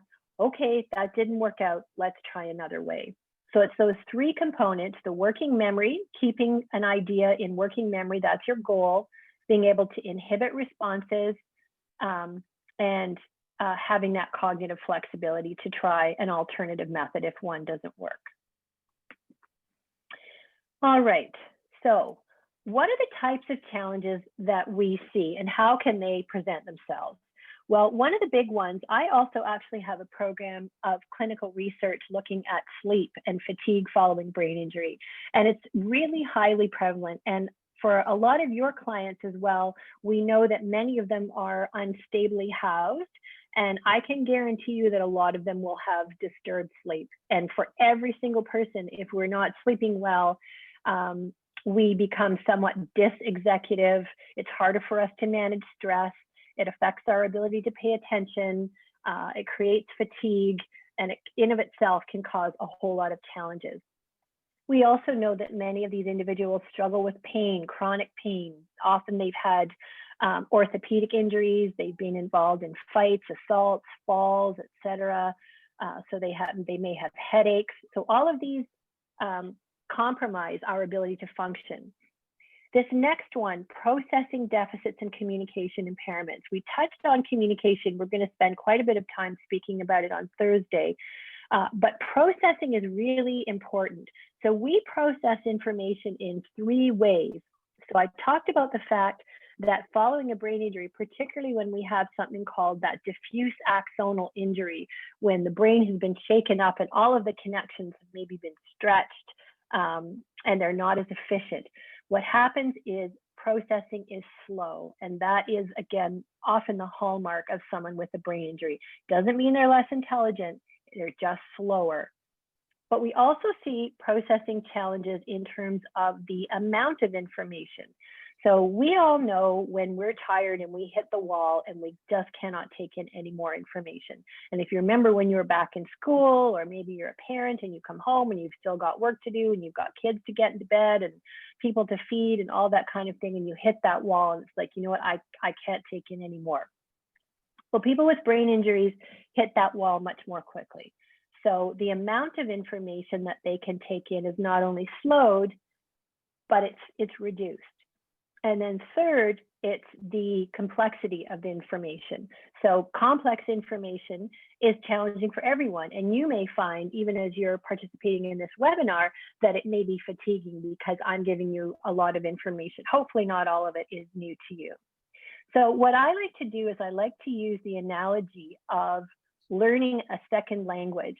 And for those of you who have, maybe when you have some vocabulary and some understanding and a basic ability to communicate, but if someone comes up to you, say you're visiting Italy and you're just learning Italian, and someone in Italy comes up to you and starts speaking in Italian, and they're speaking really quickly and they want directions, and can you tell them the time and can you get the directions and blah blah blah blah blah, and you look at them and you're like, oh, are you talking to me? They've spoken so quickly that you literally have only been able to process that they're speaking to you and maybe that they said hello, and the rest of it is just, it's gone.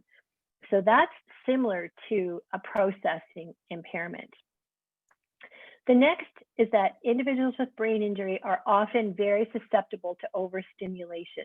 So again, you think about how we feel when we're very tired. I know that I'm someone that when I'm tired, I'm really noise sensitive. So if there's a lot of noise, it just irritates me so much. So people with brain injuries are sensitive to light, sound, touch, conversation. It's very difficult for them to block out extraneous stimulation. Everything is just a big sensory overload. And so when Melissa talked about, for example, setting up meetings and thinking about, are they sensitive to light? Are they sensitive to sound? That can be really important in enabling your client to A, first be aware, and B, being able to advocate for that, and then C, environmental modifications. So we talked about some of the cognitive challenges in terms of attention, paying attention, divided attention, being able to listen or block something else out, memory and executive functions. The other important thing to think about, and people often don't ask, is what about hearing? What about vision? People following brain injury often have challenges with maybe their eyes, particularly following concussion, or hearing. Ask them, do you have any difficulty hearing? If you do, is there one ear that's better? And if there is, then make sure you speak to the ear that functions better. Do they have any difficulty seeing? And if so, how does that impact them? Is it reading? Is it looking at faces? Is it scanning the environment? So ask those questions. Of course, we're aware of the issues with depression, highly prevalent anxiety, much higher rates of suicidal attempts in the 5 years following brain injury, and social isolation that we talked about earlier on. And then we know that there is a high prevalence of concurrent use of substances and often superimposed upon mental health challenges. And we talked about, the issues of loss of employment, financial stress, and physical challenges. It can, much as it is unfortunate if an individual has a physical challenge as a result of their brain injury, at least that helps the individual stand out that something is a challenge for them. Otherwise, it remains invisible, an invisible injury. So let's move on here. I also want to talk about, just the scope of this issue. I mean, this is a huge, huge issue. You may be surprised to know that traumatic brain injury is actually the #1 cause of death and disability in Canadians under the age of 40. And this is not just in Canada, this is actually in the developed world. So this next statistic, people are always so shocked by. But again, it's really important because the annual global incidence of traumatic brain injury is greater than that of breast cancer, HIV/AIDS, spinal cord injury, and multiple sclerosis combined. Yet, do we hear about fundraising for traumatic brain injury? Do we hear about, run for the cure for traumatic brain injury? Do we hear about hospitals devoted specifically to brain injury? We do not. And so, the focus is on breast cancer. It's less so on HIV/AIDS now, and very appropriately has been and should be. And all of these issues, spinal cord injury, multiple sclerosis, all of these issues are huge and should be addressed publicly. But traumatic brain injury, despite its immense presence, does not get the financial support at all levels of government that it needs to. And not only does it need to be through healthcare, but it needs to be in the justice system because it is a health condition. It's not criminal behavior. So as we talked about before, over 500,000 Canadians sustain a brain injury each year. And those numbers are actually very low because many people don't actually go to the merge. So those are the ones that are diagnosed. So we know we miss a lot. Now, the other thing is historically, evidence has shown that men experience brain injury twice as often as women. And that was one of the reasons we knew that is because one of the peak ages is in adolescence, age 15 to 24. And not surprisingly, that's those dysexecutive, risk-taking, not aware of consequences, and often in males and older age. But we're actually learning now that this is not necessarily true, particularly now that we're recognizing that women and girls are increasingly involved in sports, and also in body contact sports that perhaps they might not have been beforehand. And we are also, again, much more aware now of the high prevalence among women survivors of intimate partner violence. We know that most injuries are mild, and that's a good thing. But as I commented, mild is not necessarily always mild. We know that concussions are the third most common sports injury. The leading causes of brain injury are falls. 50% of acute care admissions to the emergency room are from falls, motor vehicle crashes, bicycle crashes, and sports related. Now, we do also see 3 specific peaks in terms of time of injury, age of injury. So the prevalent one is 15 to 24, as I talked about. And once, that those axons become myelinated and, frontal lobes mature, we see injury rates go down. And that's literally what it is. It's understanding consequences and controlling impulses. But we also see 0 to 4. I mean, obviously we see young babies, toddlers, falls, and sadly assault through shaken baby syndrome. So older adults are also, at particular risk of having brain injury. However, I really want to emphasize that having a brain injury is not necessarily a life sentence. I mean, I've been giving you all of this information that just sounds absolutely horrific, and no one wants to have a brain injury. But having a brain injury in of itself is by no means the only thing that affects a person's outcome. People with mild, moderate, and severe brain injuries can and do go on to make significant contributions to society. And this is really important because we know that with the right supports, people with TBI can lead fulfilling and meaningful lives. So I know that many of your clients don't have access to those supports that can help them to live meaningful lives. And that's why also we've put together this network, is that we want to support you to support your clients. We want them to have a positive outcome. Having a brain injury, we all have something that we deal with. I wear glasses. I'm getting up there and my kids tell me I need to get my hearing checked. And you know what? That's probably true. People have learning disabilities. Somebody has anxiety. People deal with depression. Everybody has something they're dealing with. And brain injury is another one of those things. And that's how we kind of have to look at it. Okay, so what can we do about it? How can we support the person to live a full and meaningful life?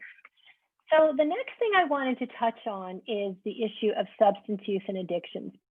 I know this is something that a lot of your clients struggle with. So we know that the prevalence of rate of substance use, misuse, and addictions among brain injury is high. And there's a number of reasons for this. I mean, first of all, injured brains are more vulnerable to addictions. And we know that a history of substance abuse prior to injury predicts increased disability, poorer prognosis, and delayed recovery. We also know that people use substances to numb pain and to feel better. And many of your clients, many individuals with brain injury experience terrible things, and many of your clients have experienced trauma, early life trauma and ongoing trauma. And so it's unfortunately a natural response for many individuals. But we know, we've talked about now, that even mild brain injury, mild is not necessarily always mild, and it can cause subtle impairments in our cognitive functions, our executive functions, et cetera. And for people who have a mild injury, these are often poorly recognized in early diagnosis and treatment. So when you add on the difficulties in psychosocial adjustment and coping skills that we've spoken about, these can increase the risk for chronic substance use in a subset of people with brain injury.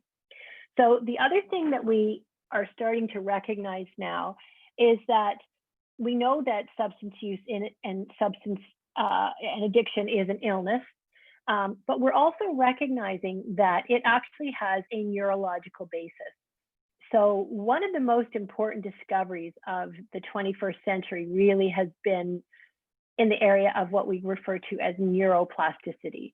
So understanding that our brains, we used to think that our brains were plastic when we were young, and that, you know, by the time those frontal lobes were finished, you know, by 18, that's what we used to sort of think, 17, 18, and that was it. It was all downhill from there. It was just, you know, deterioration. But we know that that's not true now. We know that our brains are very plastic, and that they will respond to our environment and the stimuli and things that we do every day. Your brains will be slightly different at the end of this webinar than when you began, because you're taking in all kinds of new information and you're organizing it in your brain, and your brain responds. We know the principles of neuroplasticity are use it or lose it. Salience matters, timing matters. So that's a good thing. That means that we can continue to learn and grow and do new things across the lifespan. And that's also in part why people are living longer, more fulfilled lives, because maybe they retire from work, but then they pick up something new. They pick up a new hobby, or they learn an instrument, learn a new language. All of those things will create positive neuroplasticity in your brain. But neuroplasticity can also be negative. It can be what we call maladaptive. And substance use is an example. Substance misuse and addiction is an example of maladaptive neuroplasticity. So we know, again, that principle of use it or lose it. So every time your brain gets rewarded by using a substance that is addictive, it begins to crave those substances, and those pathways, those neural pathways are laid down, and they become stronger and stronger and stronger. So that's why it's so challenging to break those addictions, because you literally need to rewire the brain. And not only do you need to go through the physical and mental withdrawal, but individuals who have been using substances to cope with pain, to cope with depression, to cope with social isolation, now they need something else to replace those maladaptive behaviors. And for many individuals who use substances, they feel more comfortable socially when they're using alcohol or whatever. So we need to then support them and teach them social communication skills to use when they're not using substances, so that they then still have the confidence to communicate effectively. So again, if you think about it from the perspective of maladaptive neuroplasticity, I think that really helps. Now, what do we need to do about that? Okay, I think I've spoken about those points. Yeah, we've spoken about that already. Okay, so there is a wonderful program called the Substance Use and Brain Injury Program. And that was actually developed by a world-leading expert in brain injury and substance use here in Toronto. And Melissa already spoke about her, Dr. Carolyn Lemsky, because she also contributed to the LEAP website. So Dr. Lemsky is the director of the Community Head Injury Rehabilitation Services, affectionately known as CHEERS. And this is a fantastic program here in Toronto that your clients can have access to through going through the Acquired Brain Injury Network. It does require a diagnosis of brain injury and a referral, and they do have waiting lists, but they have a number of programs. They have day programs, recreation programs, anger management programs, neuropsychological programs, and one of the programs they also have is the substance use program, the SUBI program.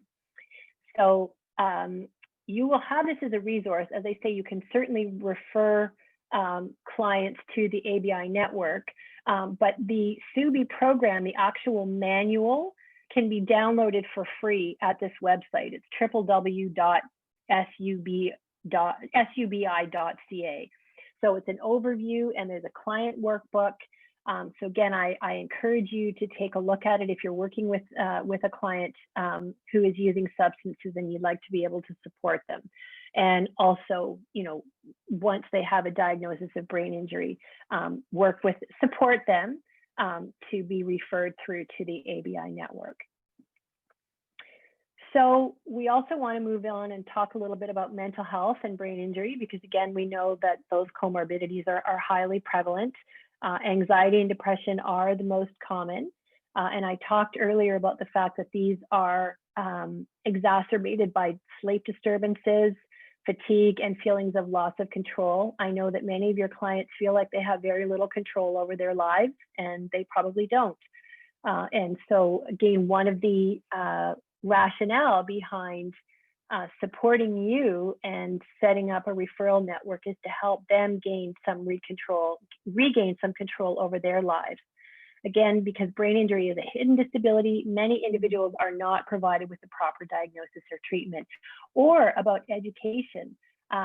Education for your clients is really important too, because if they don't understand, if they don't recognize that they have a brain injury or understand that a lot of the challenges that they're experiencing are due to the brain injury, that it's not their fault, it can be very empowering for clients. Now, we also understand that there is stigma attached with the label of brain injury, just like there's stigma attached with many labels, unfortunately.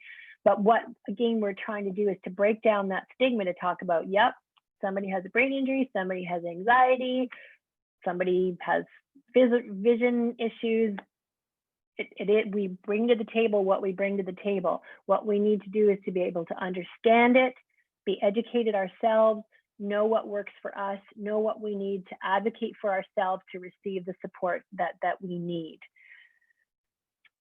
So not only do they need support, but they also need education about brain injury as well. So thinking about realistic and effective case management, what are some of the things that you can do to support your clients? And again, this isn't rocket science, so I'm sorry. I wish I had a magic wand that I could wave for you that would make everything right, but we can't do that. But we do know that there are specific strategies and environmental modifications that can make a huge difference for clients with any cognitive challenge. And again, this is people, not just people with traumatic brain injuries, but clients with acquired brain injury, FASD, anyone with some cognitive challenges. So the first thing is providing that structure. So be the executive functions for your client. If you can break down a task step by step, and this is what we need to do first, this is what we need to do second. We talked about the example of clients forgetting to show up for bail hearings or having difficulty and the very significant consequences of that. So if you can literally structure that, go on, I'm going to give you some very specific strategies and worksheets to use on Thursday. There's also resources available on the LEAP website. But breaking everything down into small, manageable, step-by-step tasks can, and I think we all feel better when we do that, right? We all get overwhelmed when there's too much stuff coming at us. So if we just say, here's my list for today, okay? Every day I sit down and I write out my list, and then I break it down. What do I need to do to break off, cross off the things on my list? So that helps me in terms of my executive functions. External memory supports. So this is critical. Just assume that your client has memory problems. And the other thing that's really important is, you know your clients, but often other people in the justice system or in the community don't. And they don't understand that the person is not being defiant or behaving badly because they don't show up for their bail hearing. It's not that they don't care, it's they have a brain injury and they have problems with their memory. And that really puts a different light and a different perspective on things. So it's so important to understand that a lot of things that happen following a brain injury are not willful, and that if we can modify the environment and provide those external structures and supports, this will make a huge difference in terms of the client's functional abilities. So the next thing is extra time to think and respond. As I've said, I think at least 4 or 5 times, slow processing is a hallmark of brain injury. So if you can just slow down the rate of speech and give your client a little bit of time to think, give them time to respond, don't change the topic quickly, just slow everything down, you'll find that the client does much, much better. The other thing that Melissa talked about when she was showing you around the LEAP website If you're holding meetings, figure out, what is the best time of day for your clients. First of all, as I mentioned, they're probably not sleeping well, especially if they're unstably housed and they don't have a quiet, safe place to sleep. So they're fatigued, they're tired, they're sleepy. Oftentimes they're hungry, they're lonely, and so they may not sleep well. And so, expecting someone to be bright and ready and cognitively functioning for a meeting at 9 o'clock in the morning may not be realistic. So I realize that we don't always have the luxury of that, but where possible, ask your client what time it would be best for you. Would it be better if we met at 11, or would it be better if we met at 1? And then, if possible, put in structure and reminders to help them meet that time. The other thing is recognizing when enough is enough and the person needs the break. So again, thinking back to this, you're having a lot of information you're being hit with a lot of information today. I don't know, what you did this morning. I don't know what your night was like last night. I don't know what the demands that are being placed on you. So, if as we're getting sort of closer to the end, we've only got another half hour, and because I can't see your faces, I can't tell if you're getting fatigued. But if I could, I would say, oh gosh, I see people are looking tired. They're looking like, wow, this is a lot of information, and maybe we need to take a pause. So, your clients will give you cues, even though if they don't realize it, and let them have a break if they need it. And support and advocacy is just absolutely critical. We're in this together. I'm here to support you. And having a brain injury is it's not a crime to have a brain injury. And what we need is for you to be able to advocate for yourself, and for me to be able to advocate for you. That's what it's all about. So, case management tips, tricks, and strategies. Again, it's this little comic strip here about, I don't even know where to start, right? And how often we feel like that when we feel overwhelmed. It's just like, oh my gosh, where do I start? Well, again, we know that we can start if we can break it down into small, manageable chunks. And it doesn't matter if it's the beginning or the end or the middle, whatever is the easiest part, just break it down and just say, today we are going to work through this one small thing. Maybe you're applying for ODSP. We're going to fill out one form, and I'm going to support you to make sure you have that form. I'm going to give you a checklist of everything you need to bring in advance, and that's all we're going to do today. Okay, that's step one. And then that way the person can feel successful, and you've bitten off and managed one small part. So planning and pacing, this is absolutely crucial. Again, as I said, slower pace, having a plan, having a clear step-by-step plan and written down is better. And next session, I'm actually going to give you some specific worksheets that you can use with the client and plan for frequent breaks. Try to have a break before the person needs one. And I'm not being very good at doing that today. Using memory aids wherever possible. So again, that program through BIST about supportive use of technology. If your clients have cell phones, help to put some things in their calendar, help to set up reminders, alarms, anything, verbal and written cues. If you're in a position to call or text a client, again, you may or may not, I realize that. All of those things can help. It's providing that structure, that external structure and frontal lobes to keep that goal in working memory. Exercise for your client is so important. And again, next time we're going to talk about all of the resources that might be available in Toronto. And good sleep hygiene. So sleep hygiene really is modifying the environment and modifying your sleep behaviors to have the best sleep. And I will give you a link to a resource tip sheet that's available on the Ontario Neurotrauma Foundation website on guidelines for the management of concussion and persistent symptoms. So helping your client to get the best sleep. And if they're really struggling with sleep, supporting them to meet with a family physician if possible, or with the inner city health team to get a referral for a sleep study.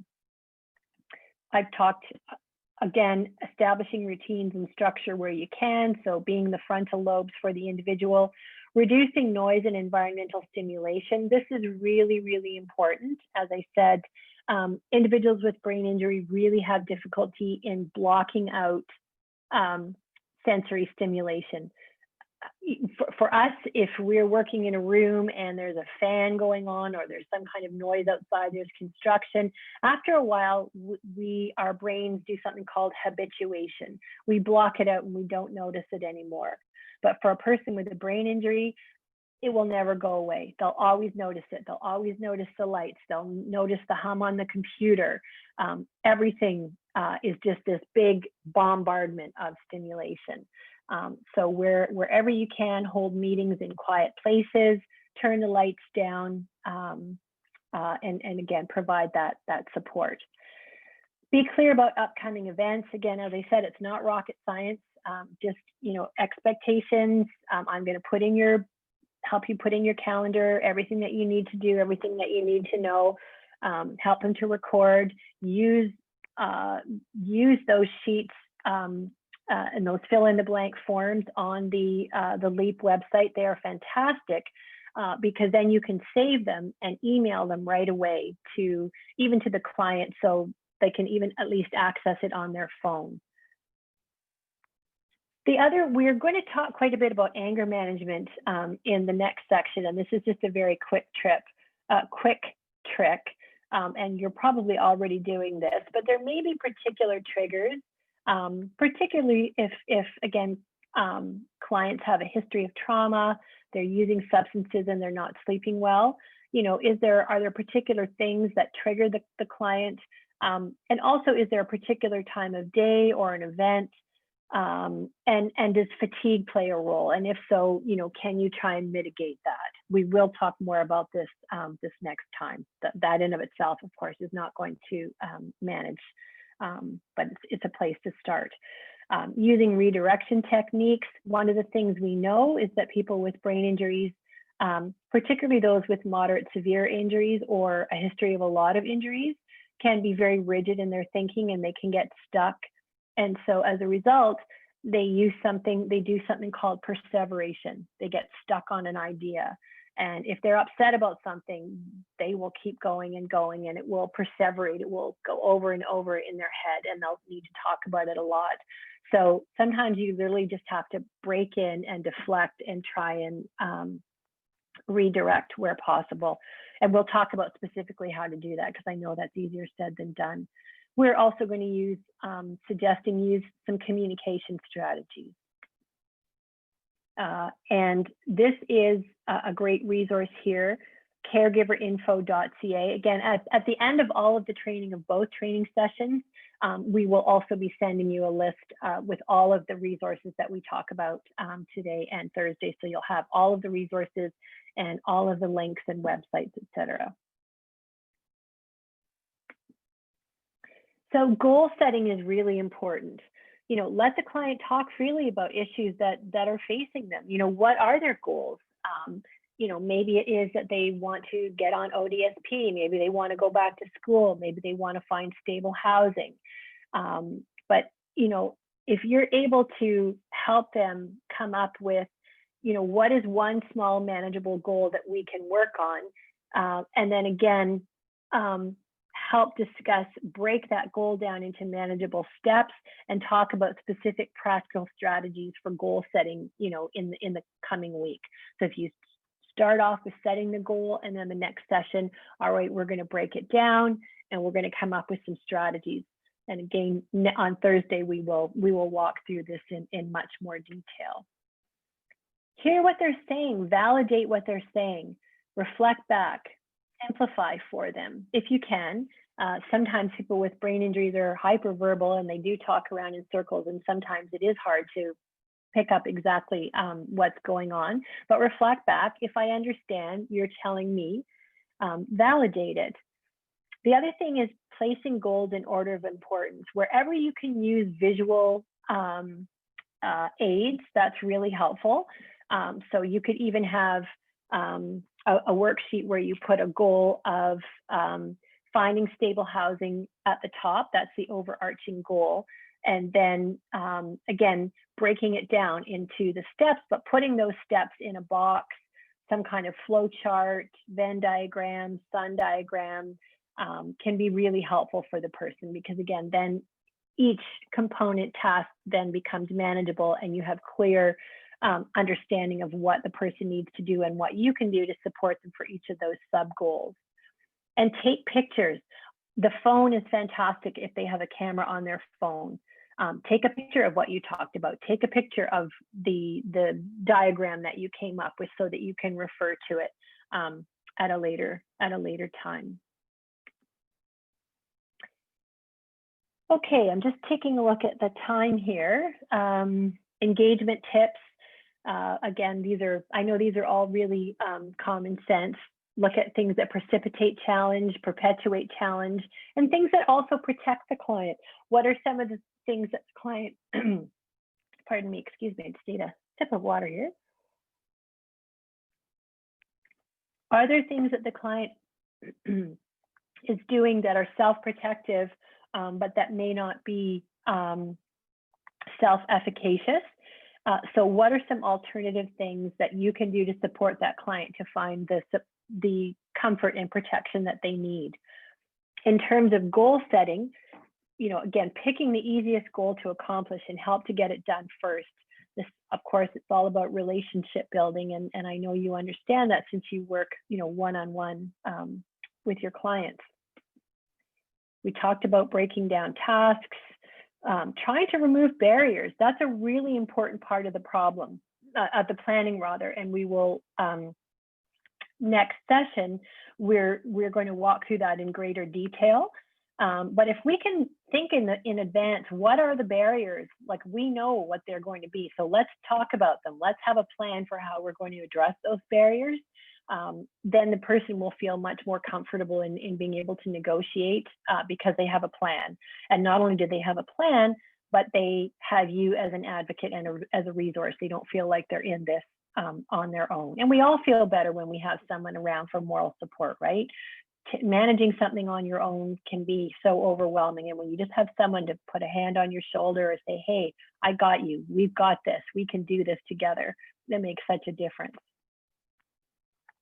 Sometimes they're going to need space. And, again, I'm preaching to the choir here. I know you understand that. But if they need space, that's okay. In fact, that's a good thing if they're able to verbalize that. Hey, I'm having a hard time right now and I just need a break. I see that as praiseworthy. It's like, hey, you're getting to know yourself. You're getting to know what you need. I respect that. That's fantastic. Why don't you go take a break, have a cigarette, do whatever you need to do, and then come back. The door's open. And summarize information for them at the end. If you're having a meeting where you're planning things, with their permission, would you like me to write down a brief summary of what we talked about? That is so helpful because they're going to forget. Well, they may. It's likely that they're going to forget. So not only do you want to summarize what we talked about today and the important information, summarize the next steps. Next time we are going to, so we always have a plan in place. Using the phone, model for your clients. Do the call jointly. Often, people with brain injuries have difficulty making phone calls. Help them generate the list of questions beforehand. Well, you're calling because you want to find out about getting some rent support, or you need to find out about getting an OHIP card. Let's write down the questions that you need to ask. Let's write down the phone number. Let's write down the questions. Let's practice. I'm going to practice being, it's highly unlikely that we even get anybody on the phone now, but if we do, please press this button and go to that, call this. And then the person says, well, I need this, or they say, well, I'm sorry, I have to put you on hold. It's helpful to practice those things so that, the individual feels more confident in knowing how to manage it. And take notes for them if you can overhear, because it may be difficult for them to do it on their own. skill building, practicing, solidifying skills. Again, it's breaking it down into small steps and building up on a hierarchy.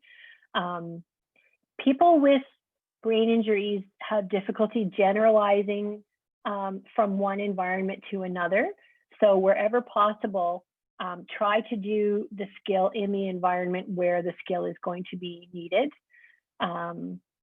Don't expect them to be able to do everything independently at one time, and they may not be able to.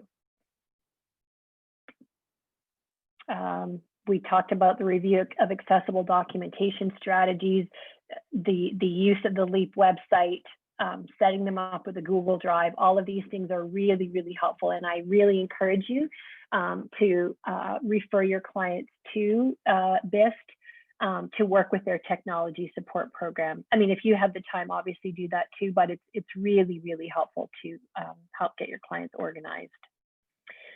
So, I really like this quote, obviously. This is Trevor Noah. People love to say, give a man a fish and he'll eat for a day. Teach a man to fish and he'll eat for a lifetime.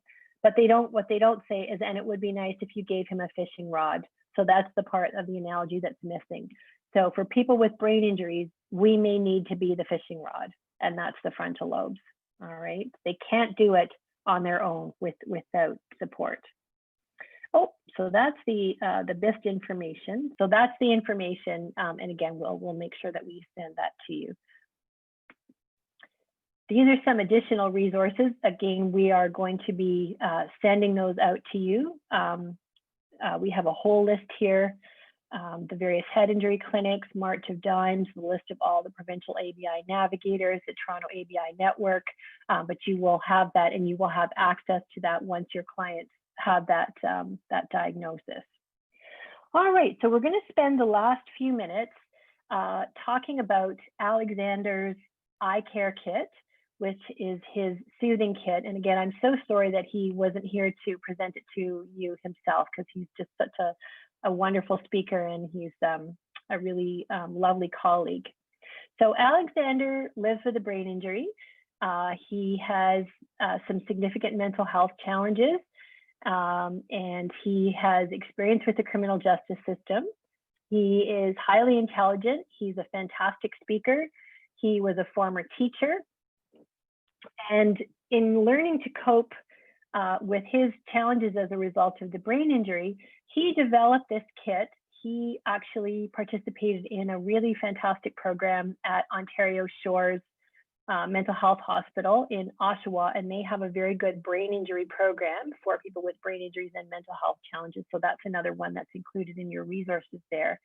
And he, through that experience, he found it very helpful to learn strategies to help soothe him when he found himself spiraling out of control and getting overwhelmed.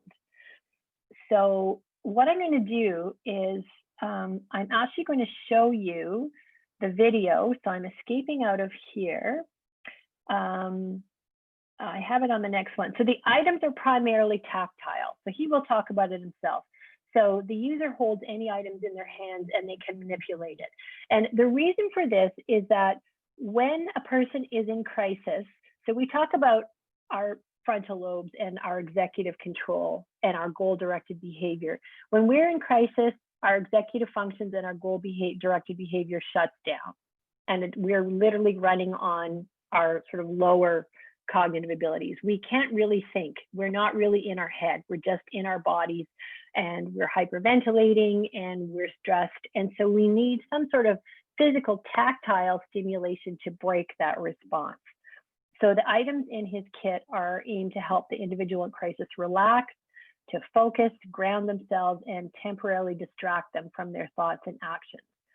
So he suggests that an ice pack is a #1 key essential to use with someone who seems violent, irritable, losing their temper, who's got pain on their body, either by self-infliction or bodily pain caused by their disability. Okay. Hi, my name is Alexander Jordan Monconrob. I have created the Eye Care Soothing Kit. So I have created this because I have disability, I have brain injury, So I use these tools on a daily basis to help me just focus my attention in a situation when I feel I'm not under control, or if I feel stressed or overwhelmed.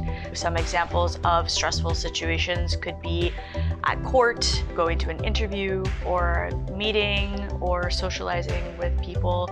I will show you how each item works, and again, you can add your own stuff.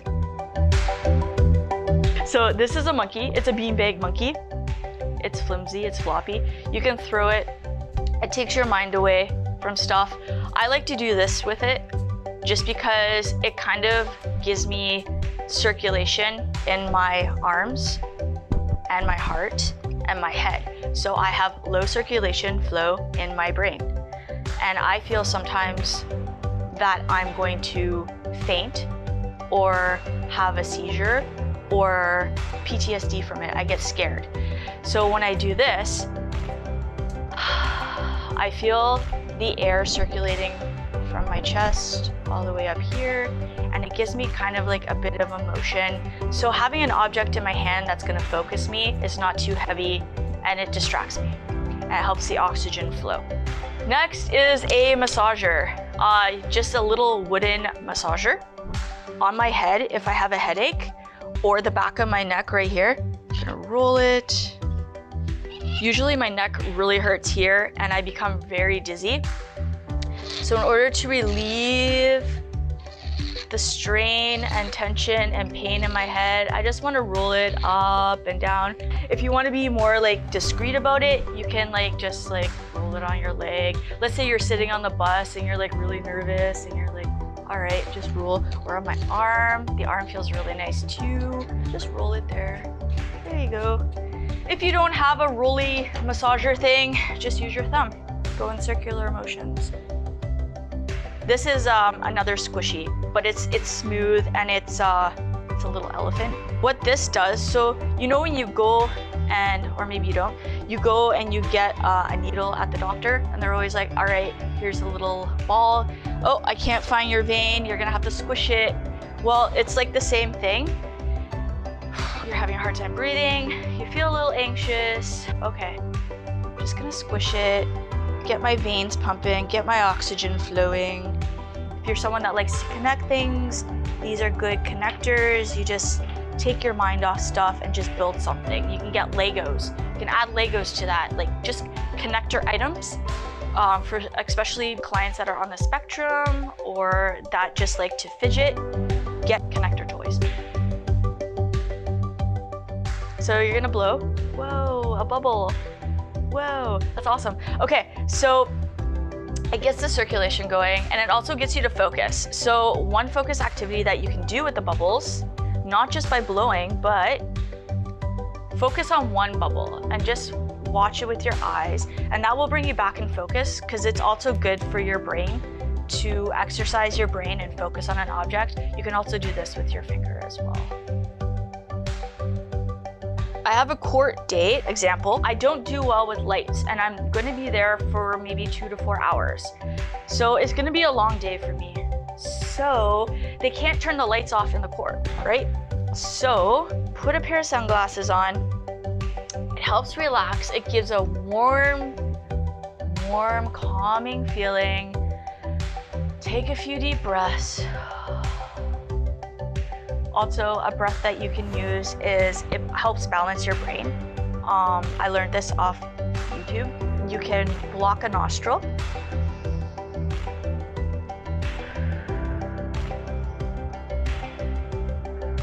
And it helps balance out the equilibrium in your brain. And it really does actually help to calm the nervous system. This is a cinnamon pure essential oil. So you can use this in your home or in a diffuser. You could also put it on your body. You could put it on your wrists, which help, and under your earlobes or on your temples. So if you have this, it smells so good.